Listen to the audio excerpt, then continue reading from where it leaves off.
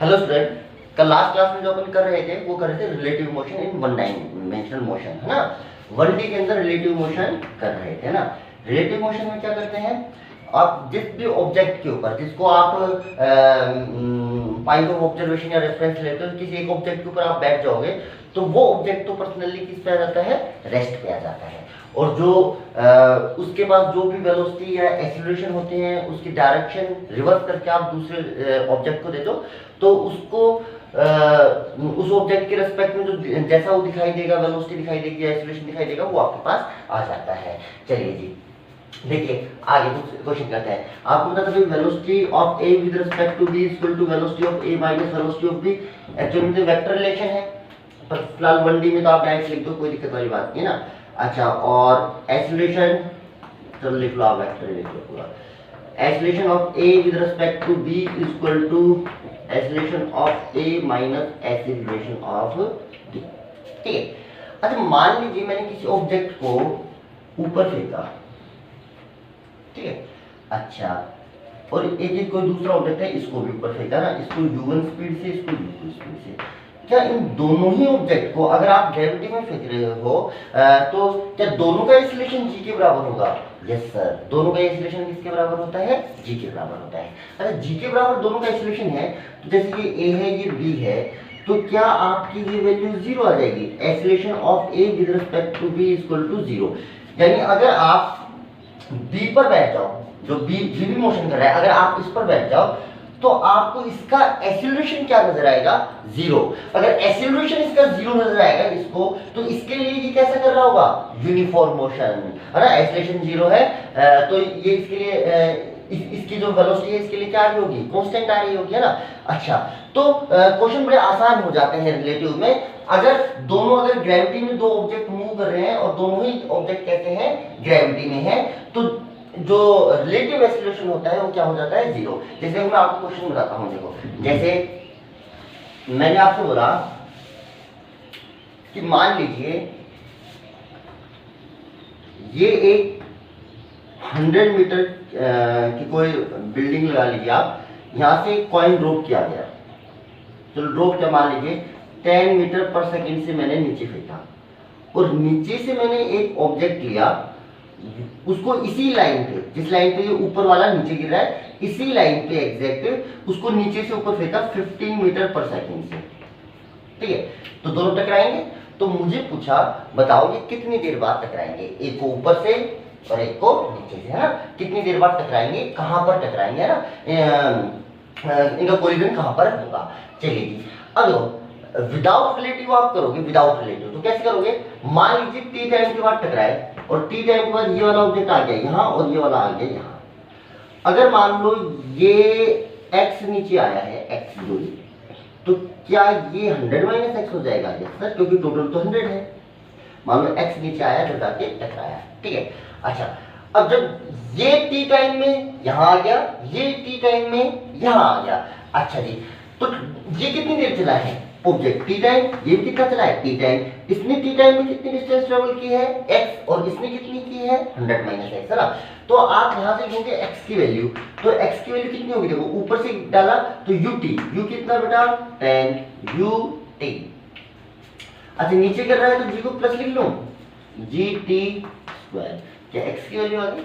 अच्छा, अब इसके लिए लिखो इक्वेशन, इसका डिस्प्लेसमेंट कितना है? 100 माइनस x, यानी s equal to u। u कितना है बेटा इसका?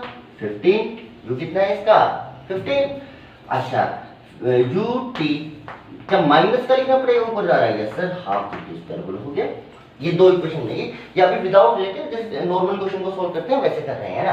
तो एक ऑब्जेक्ट को ऊपर से डाला, एक को नीचे से डाला, टी टाइम के बाद मान लीजिए टकरा गए, ये डिस्टेंस x है तो नीचे वाली बची 100 माइनस x। आपने दोनों ऊपर वाले की अलग से इक्वेशन लिख ली, नीचे वाले की अलग से इक्वेशन लिख ली। अब आपको निकालना क्या है? एक तो टाइम और एक x, एक तो कहां पर टकराए और कितनी देर बाद टकराए। तो चलो भाई पहले क्या करते हैं, दोनों इक्वेशन को ऐड कर लो, तो x तो कैंसिल हो जाएगा और इधर से ये टर्म कैंसिल हो जाएगी। आपके पास आएगा 100 इक्वल टू 25t, तो t की वैल्यू आएगी 4 सेकेंड। कितनी आएगी?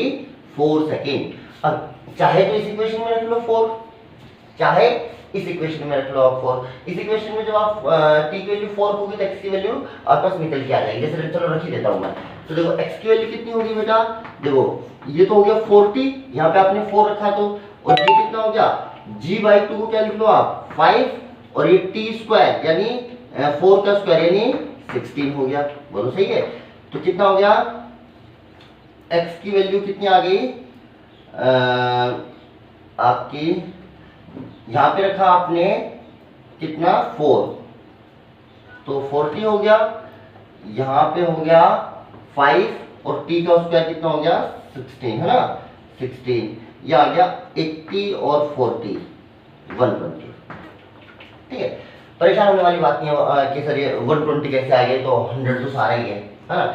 इसका मतलब देखो ऐसा हुआ होगा कि ये ऑब्जेक्ट आपने नीचे डाला, ये ऊपर डाला, अब ये मान लो इतना ऊंचा गया ही नहीं, ये पहले ही टर्न होके यूं मुड़ गया मान लो, अब ये ऊपर से नीचे गिर रहा है, ये इसी लाइन पे नीचे गिर रहा है, और मान लो नीचे खाली स्पेस होता तो ये टर्न करके यहाँ पे 20 मीटर नीचे आ जाता, तब ये इसको आके टकराता ऐसा है ना। वो बाय डिफॉल्ट आपका ऐसा ही, कोई खास बात नहीं ना, फिर भी आपका अगर टकराता तो 4 सेकंड के बाद, देखो इसका टाइम ऑफ फ्लाइट अगर मैं निकालूं, देखो पूरा ये मैक्सिमम हाइट तक जाने में कितना टाइम लेगा, देखना जरा। ये नीचे वाला क्या u बाई जी, u कितना है 15 और g कितना है 10, यानी ये लेगा आपका 1.5 सेकंड लेगा। ठीक है, अच्छा अब ये 4 सेकंड के बाद टकरा रहे हैं, तो ये तो 1.5 सेकंड पे मैक्सिमम हाइट पे होगा, और 1.5 यानी 3 सेकंड पे वापस नीचे आ गया होगा, है ना। अच्छा अब यानी ये तो अभी यहाँ तक पहुंचा भी नहीं है, और ये मैक्सिमम हाइट तक जाके नीचे भी आ गया, कोई बात समझ आ रही है, इसलिए वो ऐसा आंसर आ रहा है आपका 120 है ना। अच्छा जी, बाकी और डेटा वेटा आपने वैसे नहीं, अगर आप डेटा और परफेक्ट लोगे तो सिंपल और आंसर है आपका, मतलब कि ये जो डिस्टेंस है ये 100 से कम भी आ जाएगी। ठीक है, अच्छा जैसे चलो मैं एक और करवा देता हूँ, देखो आप समझ में आएगा।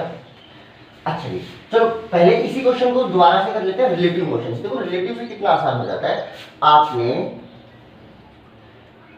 एक ही लीजिए 10 मीटर पर सेकेंड से, और इसको ले लीजिए आप 15 मीटर पर सेकेंड जो अभी आपने लिया था, और ये 100 मीटर। चलिए क्या ये एक्सीलरेटेड मोशन करेगा? यस सर, ग्रेविटी के अंदर एक्सीलरेटेड मोशन करेगा। क्या ये भी एक्सीलरेटेड मोशन करेगा? यस सर, ये भी एक्सीलरेटेड मोशन करेगा।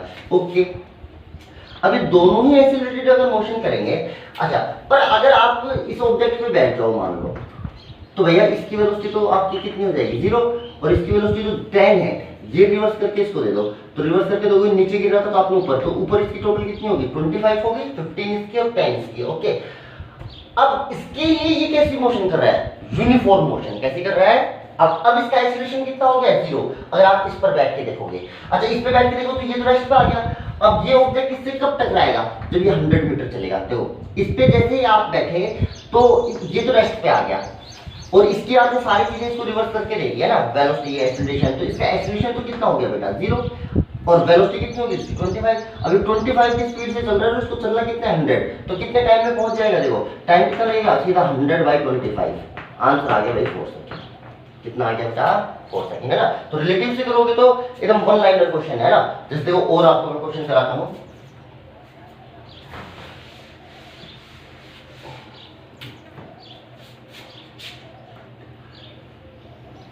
चलिए मान लीजिए 100 मीटर है, यहां से कॉइन को ड्रॉप किया, ठीक है, ड्रॉप किया जस्ट, है ना, यानी इसकी इनिशियल वेलोसिटी 0 है। ठीक, अच्छा नीचे से एक कॉइन को इसी लाइन के ऊपर की तरफ फेंका, इसकी वेलोसिटी है मान लीजिए 25 मीटर पर सेकेंड। ठीक, अच्छा बेटा वही मैंने कहा कि बेटा कितनी देर बाद टकराएंगे, कहाँ टकराएंगे, तो कितनी देर बाद टकराएंगे बेटा, यहाँ पे आप इसके ऊपर बैठ जाएगी, इसकी वेलोसिटी रिवर्स करके इसको दीजिए, 0 है, कोई फर्क नहीं पड़ेगा, इसको 25 रहेगा। टाइम कितना हो गया, सीधा total distance upon total speed यानी 4 सेकेंड बेटा आया। अच्छा अब इस बार इसको ड्रॉप किया, जस्ट ड्रॉप, है ना। अच्छा मैंने कहा कि कहाँ पर टकराएंगे, तो मान लीजिए ये ऊपर वाला x दूरी नीचे गिरा, कितने टाइम में, देखो 4 सेकंड के बाद टकराया। देखो एक चीज आपको एक चीज समझनी पड़ेगी, देखो जो अपनी क्वेश्चन जो सोल्व कर रहे हैं वो इसके फ्रेम में कर रहे हैं ना, अपन इसके ऊपर बैठे हैं, यानी अपना जो फ्रेम है वो खुद मूविंग फ्रेम है ना, इस पे बैठे हैं, अब इस पे बैठ के देखने पर ये 25 मीटर पर सेकंड की कांस्टेंट स्पीड से चलता हुआ नजर आ रहा है, बाकी ये तो एक्सीलरेटेड मोशन कर रहा है एक्चुअल में, ठीक है। अच्छा, आप किसी भी फ्रेम में देख लीजिए, टाइम जो रहता है वो सभी फ्रेम में सेम रहता है ना। जैसे मान लीजिए यहाँ पे एक ये ट्री खड़ा है, आप अगर ग्राउंड पे खड़े होकर देखेंगे तो ये रेस्ट पे दिखाई देगा, आप किसी मूविंग फ्रेम में यानी बस वगैरह में बैठ जाएंगे तो चलता हुआ दिखाई देगा। तो क्या इसकी वेलोसिटी फ्रेम ऑफ रेफरेंस पे डिपेंड करती है? यस सर, पर टाइम नहीं करता, टाइम फ्रेम ऑफ रेफरेंस पे डिपेंड नहीं करता। आप किसी भी चीज का अगर टाइम मेजर करेंगे तो चाहे मूविंग फ्रेम में देख लीजिए चाहे इसमें, टाइम आपका क्या रहता है? सेम रहता है। जैसे मान लीजिए कि ये मान लीजिए कोई लिफ्ट है जो ऊपर की तरफ जा रही है, ठीक है, यहां से मैंने कॉइन ड्रॉप किया, मान लो ये बॉटम तक गिरा, 2 सेकंड लिया, तो अगर आप इस लिफ्ट के अंदर बैठे हो यानी आप मूविंग फ्रेम में हो तब भी ये 2 सेकंड ही नजर आएगा, और चाहे आप ग्राउंड पे खड़े होकर देखोगे तब भी ये 2 सेकंड में गिरा है तो 2 सेकंड ही नजर आएगा टाइम, है ना। टाइम फ्रेम ऑफ जो रेफरेंस होती है उससे इंडिपेंडेंट होता है। चलिए जी, क्वेश्चन देखिए आपको, इसको ड्रॉप किया, अपन इस पे बैठ गए, अब इस पे बैठे तो भाई इसकी स्पीड कितनी है, इसकी स्पीड उल्टी करके इसको दे दी तो 25, तो टाइम आया 4 सेकंड, यानी 4 सेकंड के बाद टकराएंगे। जब आप ये 4 सेकंड कब आए? जब आप इस फ्रेम ऑफ रेफरेंस की बात कर रहे हो, पर आपको पता है टाइम तो फ्रेम ऑफ रेफरेंस पर डिपेंड करता ही नहीं है, तो भाई ये एक्चुअल में अगर मैं ग्राउंड फ्रेम में देखता तब भी 4 सेकंड के बाद ही टकराते। अब देखो 4 सेकंड में ये पार्टिकल कहां जाएगा, तो इसका डिस्प्लेसमेंट कितना हो जाएगा? x इक्वल टू u कितना है बेटा? 0 हाफ g t स्क्वायर, तो बेटा ये हो गया 5, और ये कितना हो गया बेटा? टाइम कितना आ गया? g/2 तो हो गया 5, टाइम आया 4 16, यानी आ गया बेटा 80 मीटर, यानी ये 80 मीटर तो ये, और ये चलेगा इतने टाइम में 20 मीटर, और ये यहाँ पे टकरा जाएंगे। बोलो सही है क्या? ऐसे तो रिलेटिव से क्वेश्चन देखो कितना आसान हो गया, वन लाइनर, है ना। अब देखो सिंपल से आप आइडिया लगाते रहो। देखो ऐसे क्वेश्चन अगर आप रिलेटिव से करेंगे तो बहुत आसान, आपको 2 इक्वेशन नहीं बनानी पड़ेंगी।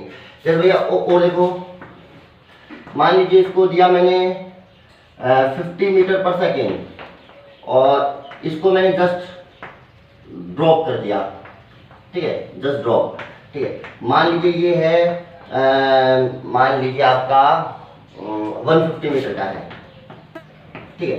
मैं पूछूं बेटा कितनी देर के बाद दोनों टकराएंगे, तो भैया एक इस पे बैठ जाओ, इसकी स्पीड रिवर्स करके इसको दो, कितनी 0 दी, 0 देने के बाद ये कितना रहा? 50 रहा, तो टोटल डिस्टेंस, अब ये तो रेस्ट पे आ गया, अब ये 50 मीटर से चल रहा है तो 150 मीटर चलने में कितना टाइम लगेगा? तो हर सेकंड 50 चल रहा है, तो आंसर तो वैसे ही आपको बताया कि 3 सेकंड आएगा। देखो ये हर सेकंड कितना चल रहा है? 50 मीटर, और इसको चल रहा है कितना? 150 मीटर, तो आंसर तो 3 सेकंड है। बाकी आप कर लो भाई total distance upon total time, cut कर लो, 3 सेकंड आ गया, 3 सेकंड के बाद टकराएंगे। अभी 3 सेकंड में कितना नीचे गिर जाएगा वो आप निकाल सकते हो, हाफ जी टी स्क्वायर गिरेगा, half of G T square, भाई ये कट गया, ये कितना हो गया 5, और ये कितना हो गया 45, ये यहाँ से इतनी देर में 45 है ना, U T plus half T square मिलेगा, हाफ ए के जी और टी का स्क्वायर होगा, ठीक है क्या? इस टाइप से आप क्वेश्चन कर सकते हो। अब इसमें एक को ड्रॉप किया है और एक की वेलोसिटी दी है, आपको दोनों की वेलोसिटी देगा तब भी आपके लिए कोई खास चीज नहीं है ना। जैसे और देख लो, मान लीजिए ये 200 मीटर की डिस्टेंस है ना, इसको नीचे स्पीड दी 10 मीटर पर सेकेंड, और इसको मान लीजिए दी 40 मीटर पर सेकेंड। मैंने कहा बेटा कितनी देर बाद टकराएंगे, तो आप इसमें बैठ जाओ, इस पे जैसे ही आप बैठोगे तो इसकी स्पीड 10 रिवर्स करके इसको दे दो 10, तो इसकी टोटल स्पीड कितनी होगी बेटा? क्या 50 होगी? Yes sir. कितनी देर बाद टकराएंगे? Total distance upon speed, sir ji 4 second के बाद टकराएंगे, ठीक है। अच्छा जी, और देखिए, और कुछ क्वेश्चन देखिए, इनसे थोड़े से अच्छे क्वेश्चन है ना। जैसे तो देखो, अगर आप देखोगे ग्रेविटी के अंदर अगर 2 पार्टिकल मूव कर रहे हैं तो रिलेटिव से करना बहुत ही आसान हो जाता है, क्योंकि एक्सीलरेशन 0 हो जाता है। क्या हो जाता है? रिलेटिव एक्सीलरेशन 0 हो जाता है। चलिए जी, चलो मैं एक चीज और बताता हूं कि मान लीजिए ये कोई बस है, ये इधर जा रही है, अगर मैं इससे कोई कॉइन ड्रॉप करूंगा, कॉइन ड्रॉप किया, ठीक है, मान लीजिए इसकी वेलोसिटी v है, एक्सीलरेशन a है, तो इससे जैसे ही कॉइन ड्रॉप किया, ड्रॉप का मतलब क्या होता है? देखो ड्रॉप का मतलब होता है कि वो जिस भी फ्रेम में है वो उसकी वेलोसिटी एक्वायर कर लेता है ना। जैसे मान लो कोई मान लीजिए जैसे ये बैलून ऊपर उड़ रहा है, इस तरफ थोड़ा अच्छा बना लेते हैं, ये अगर आपने यहाँ से कॉइन ड्रॉप किया और ये u स्पीड से ऊपर जा रहा था, तो बेटा इसको छोड़ोगे ना यहाँ से, तब छोड़ने के बाद भी इसकी स्पीड ऊपर ही रहेगी और कितनी रहेगी बेटा, u ही रहेगी। अच्छा बात दूसरी, मान लीजिए इसका एक्सीलरेशन a था, तो जब तक ये कॉइन इस बैलून में था तब इसका एक्सीलरेशन a था। जैसे ही आपने ड्रॉप किया, ड्रॉप करने के बाद इसकी वेलोसिटी तो यही रही, पर एक्सीलरेशन ये फ्रेम का एक्वायर नहीं करता है ना, इंस्टेंटेनियस क्वांटिटी होती है एक्सीलरेशन, है ना, इंस्टेंट टू इंस्टेंट चेंज होता रहता है। तो जैसे आप इसको छोड़ोगे तो इसका एक्सीलरेशन अभी किसके अंदर गिरेगा बेटा, ग्रेविटी के अंदर, तो इसका एक्सीलरेशन कितना हो जाएगा, g।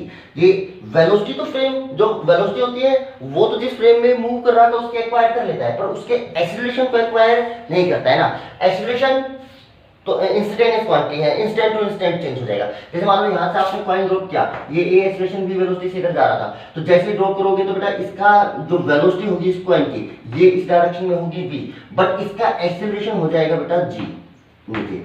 क्या अभी ग्रेविटी में गिर रहा होगा, यस सर, है ना। अगर आप थोड़ा सा जानते हो तो जैसे ही आप उसको ड्रॉप करोगे तो इस पे भाई अर्थ फोर्स लगाएगी, F इक्वल टू mg, ये अर्थ ने फोर्स लगाया, ये फोर्स है तो फोर्स अपॉन मास कर लो, ये इसका एक्सीलरेशन आ गया।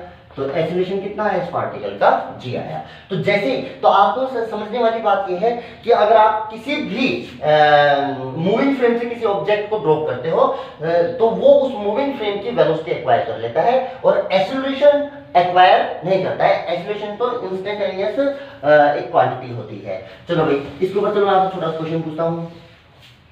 मैंने आपसे बोला, देखिए कि मान लीजिए ये कोई प्लेन है ना, एरोप्लेन है, ये इधर v वेलोसिटी कांस्टेंट वेलोसिटी से उड़ रहा है, यहां से मैंने कॉइन ड्रॉप किया, तो अब देखो एक आदमी यहां पे ग्राउंड में खड़ा है और एक आदमी यहां पे बैठा हुआ है।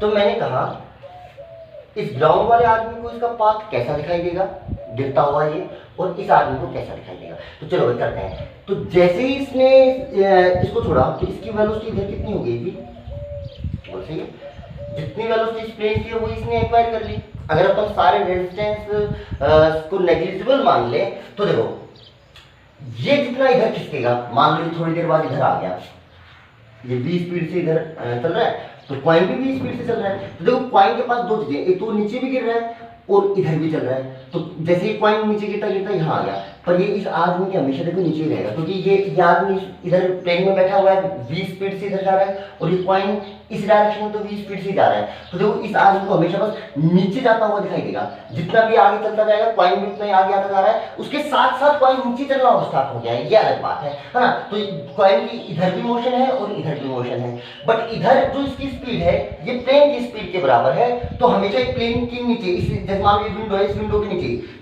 तो जितने आगे विंडो आएगी उतना आगे ये कॉइन आएगा, तो हमेशा ये इसको विंडो के नीचे ही दिखाई देगा, बस इसको कैसे जाता हुआ दिखाई देगा, नीचे। तो अगर ये आदमी यहाँ पे बैठ के देखेगा तो इसको इसका जो पाथ दिखाई देगा वो दिखेगा स्ट्रेट लाइन, कैसे दिखाई देगा, स्ट्रेट लाइन। अच्छा आप इसको देखो, अभी ग्राउंड फ्रेम में देखेगा तो भाई ये इधर भी चल रहा है और इधर भी चल रहा है, तो इसको कुछ रिजल्टेंट वेलोसिटी इधर दिखाई देगी। तो जो इसको जो पाथ दिखाई देगा वो दिखाई देगा ऐसा, ये इधर भी जाता जा रहा है और नीचे भी जाता जा रहा है ना। ये पाथ कैसा होगा, वैसे देखा जाए तो वो वैसे तो हाइट पे डिपेंड करता है कितनी ज्यादा हाइट से डाला है, बाकी फिर भी नॉर्मल हाइट डाला तो पैराबोलिक पाथ दिखाई देगा। कैसा दिखाई देगा, पैराबोलिक पाथ, है ना। क्योंकि इसके गिरने की वजह क्या है, इसकी गिरने की वजह है mg। इस ऑब्जेक्ट पे जो कॉइन आपने ड्रॉप किया है इस पे फोर्स किधर लगा हुआ है, इधर, और इसकी वेलोसिटी किधर है बेटा, इधर। तो देखो जिधर फोर्स लगता है ऑब्जेक्ट उधर नहीं चलता है, फोर्स हमेशा कोशिश करता है कि मोशन को अपनी डायरेक्शन में ले आए, पर वो कोई जरूरी नहीं है कि आपका उसी का, देखो वेलोसिटी इधर है, फोर्स इधर लग रहा है, ठीक है। अब पर ये जो फोर्स है ना जो लग रहा है, अगर ये फोर्स कांस्टेंट है, कैसा फोर्स है ये, कांस्टेंट, तो बेटा किसी ऑब्जेक्ट पे अगर कांस्टेंट फोर्स लग रहा है तो उसके बेटा दो ही पाथ हो सकते हैं, या तो हो सकता है स्ट्रेट या हो सकता है पैराबोला, ठीक है। अच्छा स्ट्रेट पाथ कब कब होगा, अगर फोर्स कांस्टेंट है और कोई ऑब्जेक्ट मोशन कर रहा है तो उसका पाथ कैसा, या तो स्ट्रेट या पैराबोला। अच्छा जी स्ट्रेट कब कब हो सकता है, या तो ऑब्जेक्ट फोर्स कांस्टेंट लग रहा हो, इनिशियली ऑब्जेक्ट रेस्ट पे हो, या जो उसकी वेलोसिटी है वो फोर्स के पैरेलल आ रही हो, या फिर फोर्स के वेलोसिटी एंटी पैरेलल आ रही हो। इन केस में तो क्या होगा आपका स्ट्रेट पाथ। और उसके अलावा अगर वेलोसिटी फोर्स से किसी भी एंगल पे है, पैरेलल और एंटी पैरेलल नहीं है ना जीरो है, तो इन बाकी सभी केस में इसका पाथ पैराबोला होगा। क्या इस समय फोर्स और इसके बीच में 90 डिग्री का एंगल है, तो देखो ना तो वेलोसिटी फोर्स के पैरेलल आ रही है, ना वेलोसिटी जीरो है, ना एंटी पैरेलल आ रही है, तो बेटा जो पाथ बनेगा वो बनेगा पैराबोला। कैसा बनेगा? पैराबोला। चलिए जी, इस आदमी को कैसे दिखाई देगा पाथ? स्ट्रेट। इस आदमी को कैसे दिखाई देगा? पैराबोला। ओके, चलिए और देखिए,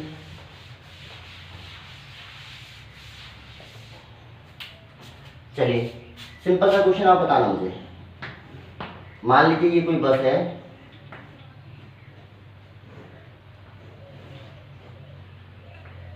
ये इधर कांस्टेंट स्पीड v से जा रही है, यहां पे कोई बच्चा बैठा हुआ है, मान लीजिए उसने एक कॉइन ड्रॉप किया, तो मैंने कहा कॉइन का पाथ क्या होगा? बस देखो इधर जा रही है, तो मैंने कहा कॉइन का पाथ क्या होगा? ये या ये मान लो ए, ये बी, सी। कौन सा पाथ होगा बेटा? सी, है ना। जनरली अपन जैसे बस जाती है तो अपन किसी चीज को डालते हैं तो अपन को पीछे जाती हुई नजर आती है। अपन को ऐसा लगता है बस इधर चलती तो कॉइन को ड्रॉप करते कॉइन नीचे चला जाएगा पीछे की तरफ, है ना, वो अपन को लगता है ना। बाकी इसका एक्चुअल पाथ क्या होगा बेटा? ये वाला पाथ होगा। उधर ऐसा हो जाता है कि जैसे आप इसको एयर में छोड़ते हो, तो जैसे छोड़ोगे इस कॉइन की वेलोसिटी इधर कितनी होगी बेटा? v, और बस भी कितनी चल रही है? v। इसको तो पाथ जो दिखाई देगा वो तो स्ट्रेट दिखाई देगा, पर इसका एक्चुअल जो पाथ होगा वो ये वाला होगा। ठीक है। अच्छा, अब वास्तविकता में क्या होता है, जब हम कॉइन ड्रॉप करते हैं तो बस तो v वेलोसिटी से चलती रहती है, इसकी इनिशियल वेलोसिटी तो v होती है, पर एयर रेजिस्टेंस जो हवा लगती है ना, एयर रेजिस्टेंस की वजह से इसकी वेलोसिटी घटती जाती है। तो देखो ये v स्पीड से चल रहा है और ये v से कम स्पीड से चल रहा है, तो क्या बस के रेस्पेक्ट में ये u पीछे छूटता चला जाएगा? बस तो कांस्टेंट स्पीड v से चल रही है और एयर रेजिस्टेंस के कारण कॉइन की वेलोसिटी कम हो गई है, तो कॉइन बस की कंपैरिजन में पीछे जा रहा है, धीरे चल रहा है, इसलिए वो अपन को पीछे जाता हुआ लगता है। बाकी गिरता तो ऐसे ही है।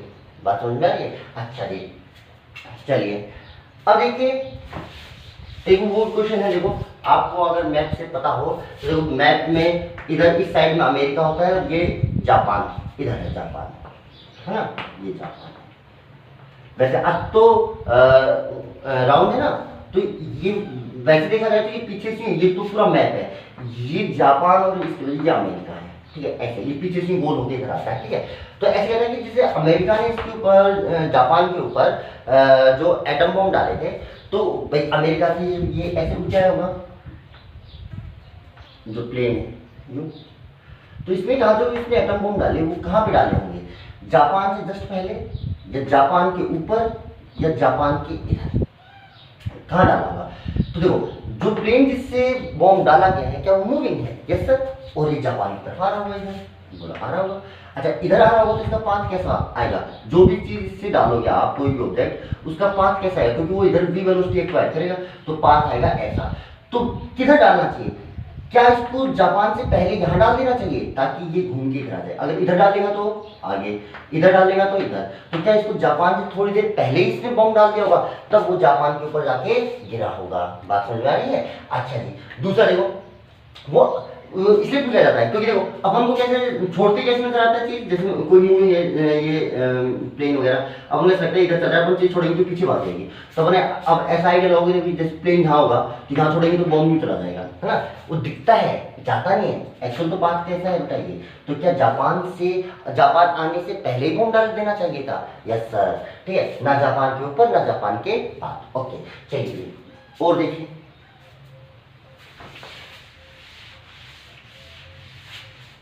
और देखिए क्वेश्चन, जैसे मान लीजिए मैंने आपसे बोला कि ये कोई लिफ्ट है, ठीक है, लिफ्ट में देयर इज वन पर्सन, ये कोई भी एक आदमी है, इसने कुछ हाइट से, ठीक है, एक कॉइन ड्रॉप किया। ठीक, मान लीजिए ये लिफ्ट जो ऊपर जा रही थी, ये जा रही थी 10 मीटर पर सेकेंड से। ठीक, अच्छा,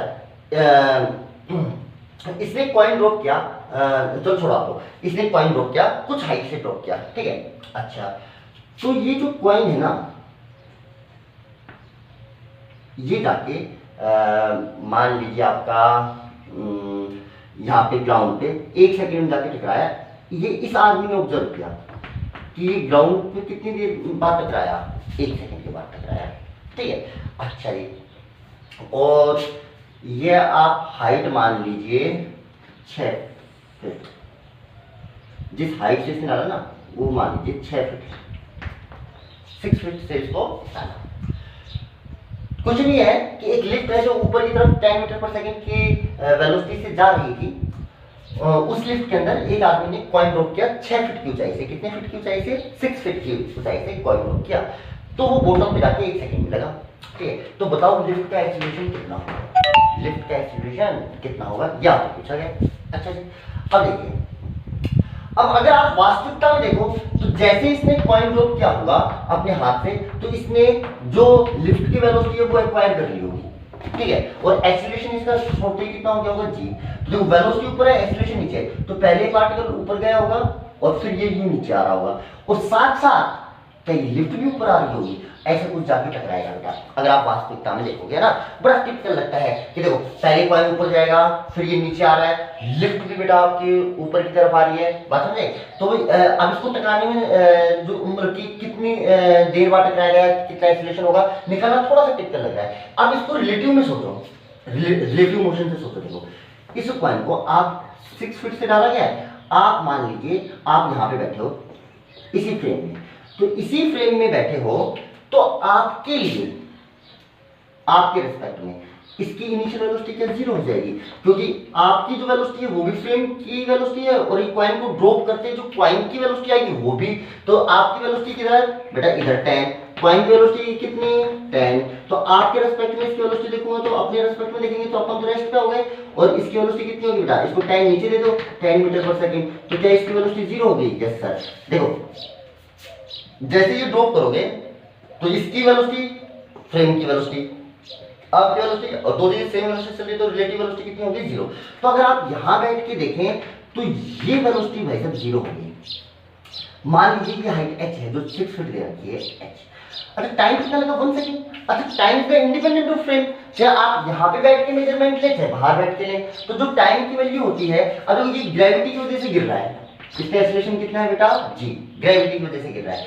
अच्छा इसका केस मान लीजिए आपसे पूछा गया है लिफ्ट का एक्सीलरेशन, मान लीजिए लिफ्ट का एक्सीलरेशन a था, तो लिफ्ट का अगर एक्सीलरेशन ऊपर की तरफ a है, आप यहां पे बैठ के देखोगे तो इसकी वेलोसिटी तो 0 नजर आएगी। ग्राउंड फ्रेम में इसका एक्सीलरेशन कितना है बेटा? g है, पर आप लिफ्ट में बैठे हो तो आपका एक्सीलरेशन a है, तो अपना एक्सीलरेशन भी इसको उल्टा करके देना पड़ेगा, ये a एक्सीलरेशन आपने इसको दे दिया। तो अगर आप यहां बैठ के देखोगे तो इसका जो नेट एक्सीलरेशन आपको दिखाई देगा वो दिखाई देगा g तो ग्रेविटी की वजह से और a एक्सीलरेशन वो रिलेटिव की वजह से, है ना, ये इसका नेट एक्सीलरेशन इसको दिखाई देने वाला है। अच्छा टाइम का फॉर्मूला कितना होता है? रूट का 2h/g। ठीक है, अच्छा टाइम कितना? 1 सेकेंड, रूट का 2h, 2h की वैल्यू कितनी रखते हो बेटा? 6/g। अच्छा g क्या था? एक्सीलरेशन जो ग्रेविटी में गिर रहा था। अब इसका एक्सीलरेशन g है या ये है? ये है, तो आपको नेट एक्सीलरेशन रखना पड़ेगा, आप रखते हो इसको g + a, बोल सही है, दोनों तरफ आप स्क्वायर कर लीजिए, तो 1 का स्क्वायर तो 1 ही हो जाएगा, ये हो जाएगा 12/g + a, बोल सही है, क्रॉस मल्टीप्लाई कर लो, तो g + a = 12। अब ध्यान रखें ये जो आपको डिस्टेंस दी गई है ये फिट में दी गई है, किसमें दी गई है? फिट में। या तो इसको मीटर में कन्वर्ट करो, या फिर ये जो g की वैल्यू है ये भी फीट पर सेकंड स्क्वायर में रखो, मीटर पर से जो 9.8 इसकी वैल्यू होती है वो होती है मीटर पर सेकंड स्क्वायर में। तो या तो इसको मीटर पर सेकंड स्क्वायर में, यानी आप इसको 9.8 रखना चाह रहे हैं तो फिर ये फीट को मीटर में कन्वर्ट करो, या फिर इसको फीट पर सेंटीमीटर स्क्वायर में रखो, तो ये एक्सीलरेशन भी आपका फीट पर सेंटीमीटर स्क्वायर में आएगा। चलो मैं g की वैल्यू बताते हैं बेटा, g की वैल्यू होती है 32 फीट पर सेकंड स्क्वायर, ये फीट में है ना, तो अपन ये रख देते हैं फीट में। तो भाई ये a की वैल्यू आ गई, देखो a की वैल्यू कितनी आ गई? 12 - 32, ओके, तो कितनी आ गई? -20 फीट पर सेकंड। अच्छा नेगेटिव आ गई, इसका मतलब होता है जो आपने एक्सीलरेशन माना है लिफ्ट का एक्चुअल में एक्सीलरेशन इसके अपोजिट था, यानी लिफ्ट का एक्सीलरेशन नीचे की तरफ था, कितना था बेटा? a acceleration. बात समझ में आ रही है? प्लस आ जाता तो भाई आपका जो डायरेक्शन आपने मानी थी वही आ जाती है ना। चलो एक बार फिर से ये पूरा क्वेश्चन दोबारा करते हैं, आपको आसान लगेगा। चलो मैंने कहा एक लिफ्ट थी जो ए एक्सेलरेशन से नीचे की तरफ आ रही थी, ए एक्सेलरेशन से नीचे की तरफ आ रही थी, उस पे 6 फीट की ऊंचाई से एक कॉइन को ड्रॉप किया गया 6 फीट से, और ये नोट किया गया कि वो जो बॉटम पे टकराने में 1 सेकंड ले रहा है। तो बताओ एक्सेलरेशन लिफ्ट का क्या है? मैंने कहा ए lift is moving downward with acceleration A, a coin is drop from height of 6 feet and it takes 1 second to strike at the bottom. Bottom पे टकराने पे कितना टाइम ले रहा है? 1 second. What is the acceleration of the lift? तो भैया चलिए अब रिलेटिव्स करते हैं, अपन कहाँ बैठ जाते हैं? लिफ्ट के अंदर बैठ जाते हैं, ठीक है। अच्छा लिफ्ट के अंदर बैठ जाते हैं तो जो एक कॉइन है लिफ्ट के अंदर आपके रिस्पेक्ट में, भैया इसकी वेलोसिटी कितनी? 0। अच्छा इसका एक्सेलरेशन बेटा पहले से जैसे आप ड्रॉप करोगे, आपको तो पता है एक्सेलरेशन तो इंस्टेंटेनियस क्वांटिटी होती है, जैसे आपने आपसे हाथ से छोड़ा इसका एक्सेलरेशन कितना हो गया बेटा g। अब आप इसके रिस्पेक्ट में देखोगे, अब आपसे बोला कि ये नीचे की तरफ जा रही है, तो इसका एक्सेलरेशन अगर नीचे की तरफ है तो आप इस फ्रेम पे बैठे हो तो इसका एक्सेलरेशन उल्टा करके क्या ऊपर की तरफ पकड़ा दोगे? Yes sir. तो इसका जो u होगा कॉइन का, जब आप फ्रेम में बैठ के देखेंगे तो 0 होगा, और इसका जो एक्सेलरेशन नेट एक्सेलरेशन होगा वो कितना होगा बेटा? g माइनस ए। अगर इस क्वेश्चन में मैंने पहले ही बोल दिया कि नीचे जा रहा है, ठीक है। अच्छा जी टाइम की वैल्यू कितनी होती है बेटा? रूट का 2h बाई जी होता है, सीधा सरल होता है ये 1, ये हो जाएगा 2 इंटू 6 अपॉन देखो जी की वैल्यू देखो कितनी बेटा? 32 माइनस ए। सोल्व कर लो बेटा, दोनों तरफ स्क्वायर कर लो तो आएगा 32 माइनस ए बराबर 12, तो ए की वैल्यू आ जाएगी 20 फीट पर सेकेंड स्क्वायर। जी की वैल्यू 32 होती है ना फीट के अंदर, फीट पर सेकेंड स्क्वायर में। चलिए भैया आगे आपके पास क्वेश्चन, चलो देखो और देखो ओरल हो जाएंगे बेटा ऐसे क्वेश्चन। देखो बस लिफ्ट का आपको सीधा सा ध्यान को, ऐसा लिफ्ट का क्वेश्चन आ जाए तो p इक्वल टू रखो रूट का 2h बाई जी नेट लिख दो उसको, और नेट कितना होगा? जी के अंदर या तो लिफ्ट का एक्सेलरेशन जुड़ेगा या घटेगा, वो डिपेंड करेगा कि लिफ्ट किधर मूव कर रही है। जैसे भाई मैं आपसे सिंपल सा क्वेश्चन बोल रहा हूँ कि मान लीजिए ये लिफ्ट है, ठीक है, ये लिफ्ट है और मान लीजिए कॉइन को ड्रॉप किया गया, मान लीजिए आप मान लीजिए 8 मीटर के है, ठीक है, 8 मीटर से इसको ड्रॉप किया गया ना। अच्छा लिफ्ट मान लीजिए आप ऊपर की तरफ जा रही है, इसकी वेलोसिटी है 10 मीटर पर सेकेंड, और इसका जो एक्सीलरेशन है वो है 6 मीटर पर सेकेंड स्क्वायर। ऐसा मान लीजिए मैंने कहा 8 फीट की हाइट से इसको डाला गया, तो बताओ नीचे गिरने में कितना टाइम लेगा? तो टाइम इक्वल टू रूट का 2h, h मीटर में रखा जी, बहुत अच्छी बात है, अपॉन नेट जी कितना हो जाएगा? बता दो वेलोसिटी कोई फर्क नहीं पड़ेगा, नेट इसकी वेलोसिटी तो कितनी हो जाएगी? रिलेटिव तो 0 हो जाएगी ना, जो इसके आप यहाँ बैठ के देखोगे तो वेलोसिटी 0। अच्छा एक्सेलरेशन देखो इसका पहले से कितना है बेटा यहाँ पे? क्या एक्सेलरेशन इसका g है? Yes sir. अब इसका उल्टा करके देना है तो g प्लस 6 हो गया क्या? Yes sir. तो g प्लस 6 कर दो बेटा 16, क्या 1 सेकेंड आ गया आपके पास आंसर? कितना आ गया? 1 सेकेंड आंसर आ गया। अच्छा ये अगर 6 मीटर ऊपर की तरफ ये जो एक्सेलरेशन देता है मान लो नीचे की तरफ देता, तो नीचे की तरफ देता तो इसका उल्टा करते तो g माइनस 6 हो जाता क्या? तो g माइनस 6 करते तो बेटा ये 10 माइनस 6 तो कितना रहता है? 4। तब अपन यहाँ पे कितना रखते हैं बेटा? 4। तो ये 2 टाइम्स 6 करता और टाइम आ जाता 2 सेकेंड। ठीक, ओरली क्वेश्चन हो जाएंगे। तो बस आपको रूट का 2h बाई जी लगाना है। जी यहाँ पे हो जाएगा इफेक्टिव, जो जी इफेक्टिव होगा, इफेक्टिव कितना होगा? या तो जी प्लस ए या जी माइनस ए। आप एक चीज से सिंपल से याद रख लीजिए, अगर लिफ्ट ऊपर की तरफ जा रही है तो ये जी प्लस ए, और नीचे की तरफ आ रही है तो जी माइनस ए, है ना, सिंपल। या फिर आप ऐसे रख लीजिए, जिधर भी जा रही हो आपको एक्सेलरेशन उल्टा करके देना है। नीचे आ रही है तो इसका एक्सेलरेशन आप उल्टा करके दे दो ऊपर, तो ये कितना हो जाएगा? जी माइनस 6 हो जाएगा नेट। और अगर ये ऊपर की तरफ जा रही होती तो इसका एक्सेलरेशन आप नीचे करके देते, तो जी और ये दोनों सेम डायरेक्शन में आते तो यहाँ पे क्या कितना आ जाता? प्लस आ जाता। ठीक है, ये रिलेटिव के कुछ क्वेश्चन है ना। चलो भाई एक क्वेश्चन और करते हैं। जैसे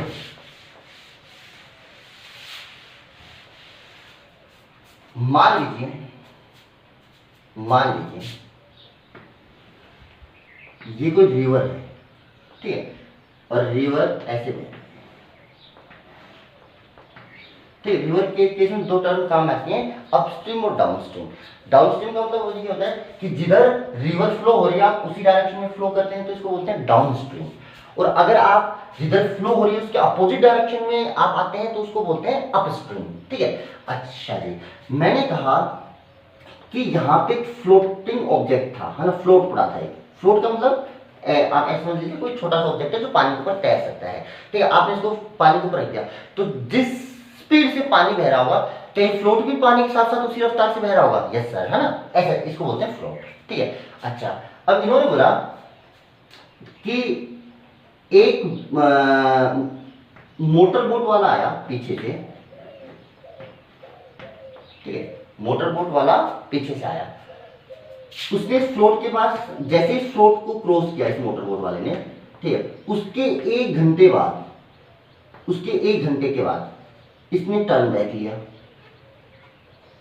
ठीक है, कितने टाइम के बाद, 1 आवर के बाद। इसको क्रॉस करने के 1 घंटे के बाद उसने वापस मुड़ा और ये वापस घूम के इधर आया,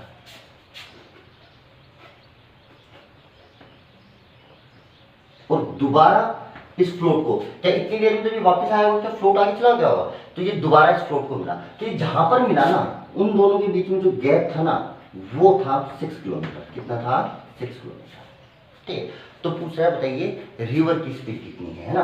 क्वेश्चन देखिए, क्वेश्चन ने क्या कहा कि एक फ्लोट है जो नदी के अंदर बह रहा है, ठीक है, और एक मोटर डाउनस्ट्रीम जो मोटर बोट है वो डाउनस्ट्रीम जा रही थी, उसको जब फ्लोट मिला उसके 1 घंटे के बाद उसने टर्न लिया, टर्न होकर जब ये वापस आया तो उसको जब फ्लोट दोबारा मिला वो 6 किलोमीटर अवे मिला फर्स्ट पोजीशन से, जो पहले जहां पे था उससे 6 किलोमीटर दूर मिला ये, है ना।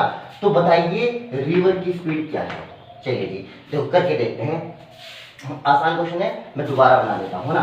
अच्छा जी, मान लीजिए रिवर इधर फ्लो हो रही है और रिवर की स्पीड है वी है ना, चलो ऐसे बनाते हैं, ये वी ये फ्लोट जा रहा है। जब इसको फर्स्ट बार ये बोट मिली थी, फर्स्ट बार ये बोट मिली, मान लो ये यहाँ था, इसके बाद ये बोट किधर गई बेटा, 1 घंटे तक आगे गई, तो क्या ये कुछ यहाँ पर आ गया होगा इतनी देर में, 1 घंटे तक जब ये आगे गई, यस सर। उसके बाद इसने टर्न बैक लिया और ये वापस आई, तो क्या ये वापस आ रही है तो ये कुछ और आगे चला गया होगा, यस सर, और ये कुछ यहाँ पर आ गया होगा, ये एक्चुअलिटी में ऐसा होगा, ठीक। यहाँ से यहाँ तक का टाइम कितना दे रखा है, 1 आवर। मान लो ये वापस आते टाइम ये वाला टाइम जो आपका है टी आवर्स है। तो देखो ये फ्लोट जो पहले यहां मिला था अब ये फ्लोट यहां है, ठीक। अच्छा फ्लोट की स्पीड कितनी है, वी आर, फ्लोट तो लगातार वी आर स्पीड से चल रहा है ना बेटा, yes sir, sir we are से चल रहा है फ्लोट तो। अच्छा फ्लोट अगर वी आर से चल रहा है और फ्लोट को चलते हुए यहां से यहां पहुंचने में कितना टाइम लगा भाई, 1 घंटा तो आगे गया और टी टाइम है पीछे, तो टोटल टाइम हो गया 1 + टी आवर, बोलो हो गया। अच्छा इतनी देर तक ये फ्लोट चला है और उसकी स्पीड कांस्टेंट रही है, तो जो डिस्टेंस होगी वो कितनी होगी, इसकी स्पीड यानी स्पीड ऑफ रिवर और इनटू टाइम, टाइम कितना हो गया 1 + t, ठीक है। अच्छा आपको डिस्टेंस दे रखे हैं कि ये जो डिस्टेंस है 6 किलोमीटर यानी 6 = VR 1 + t, सही है। अच्छा जी, अब अगर आपको t मिल गया तो VR मिल जाएगा या VR मिल गया तो t मिल जाएगा, है ना। चलो अब निकालने की कोशिश करते हैं ना। अच्छा जी, एक इक्वेशन तो अपन को समझ में आई, ठीक है।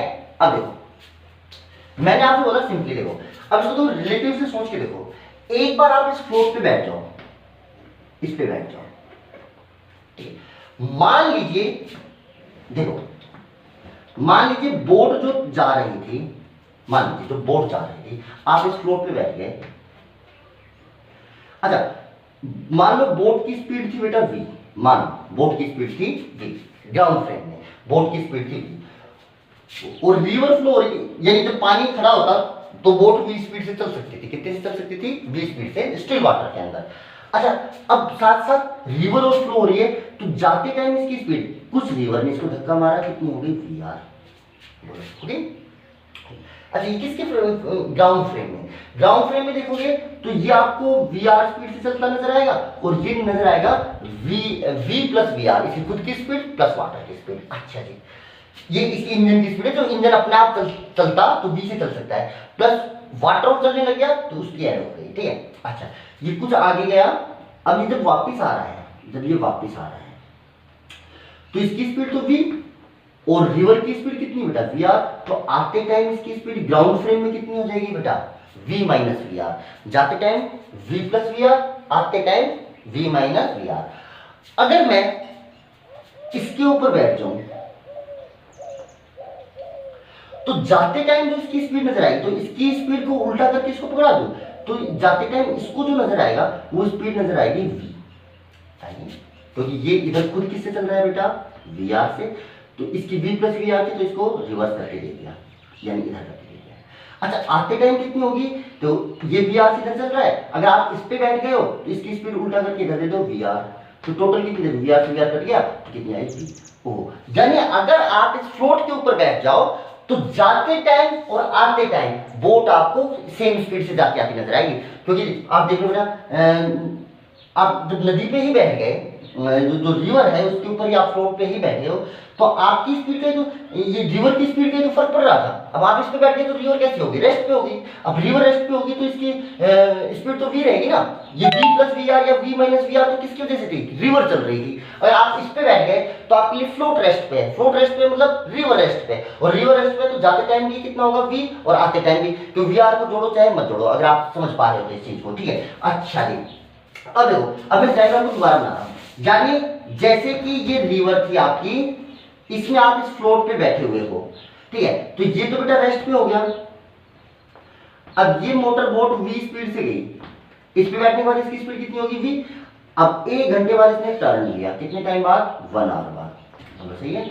अच्छा ये मुड़ गया, आप इस पे बैठे हो, ये रेस्ट पे, अब इसको वापस यहीं आना है, और आते टाइम इसकी स्पीड कितनी है बेटा v, तो जब ये जितनी भी दूर गया होगा 1 घंटे में गया v स्पीड से, अब ये उतनी ही दूर v स्पीड से वापस आया है, क्योंकि जब ये रेस्ट पे ना, ये यहां गया और यहां आया, जाते टाइम स्पीड कितनी थी v, आते टाइम स्पीड कितनी है v, तो जाते टाइम कितना टाइम लगा 1 आवर, तो आते टाइम भी कितना टाइम लगेगा बेटा 1 आवर, तो की स्पीड तो सेम है, तो यानी टर्न लेने के बाद इसको जो टाइम लगने वाला है वो 1 आवर लगने वाला है, यानी जो ये टाइम है टर्न बैक का ये भी 1 आवर होगा। सर ये कैसे, ये जाते टाइम तो सर देखो 1 आवर में इतना दूर चला गया, आते टाइम देखो भाई जाते टाइम स्पीड भी तो नदी भी तो इधर, जो आपके रिवर का फ्लो था वो इधर था, तो स्पीड ज्यादा थी तो 1 घंटे में ज्यादा डिस्टेंस ट्रैवल कर ली, आते टाइम रिवर अपोजिट पड़ रही थी, अपस्ट्रीम आ रहा था ये, तो इसकी स्पीड कम हो रही थी, तो सेम टाइम में देखो कम डिस्टेंस ट्रैवल करी, बोलो बात समझ में आई।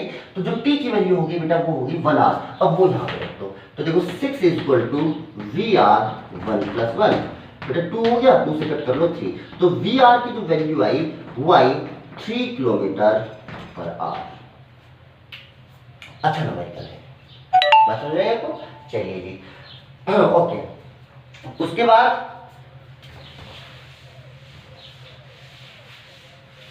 ये यहाँ पे 1D में, अगर 1D की बात करें तो 1D में जो रिलेटिव मोशन जितना है लगभग पूरा खत्म हो गया है ना, बस आपको प्रैक्टिस की बात है, आप प्रैक्टिस कीजिए, जो मैंने आपको शीट भेज रखी है वहां से उसमें से प्रैक्टिस कर लेना, ठीक है। अच्छा बाकी अब इसका एक छोटा सा टॉपिक और बचा है, कन्वर्जन ऑफ रिलेशंस, है ना, आपस में रिलेशंस को कन्वर्ट करना, वो मैं आपको नेक्स्ट क्लास में करा दूंगा। Okay thank you.